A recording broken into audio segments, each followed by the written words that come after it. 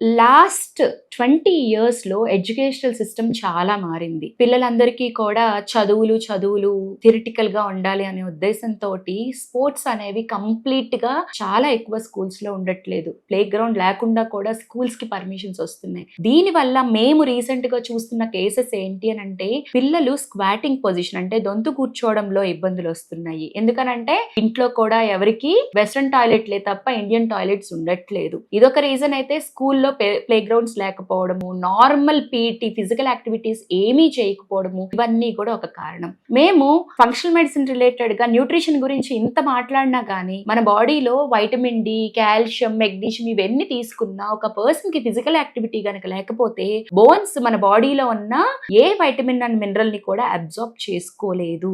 So తల్లిదండ్రులు అందరూ కూడా గమనించాల్సిన విషయం ఏంటి అని అంటే, మనం ఆరోగ్యంగా ఫుడ్ పెట్టడం ఒక్కటే ఇంపార్టెంట్ కాదు, పిల్లలకి ఫిజికల్ యాక్టివిటీ కూడా అంతే ఇంపార్టెంట్.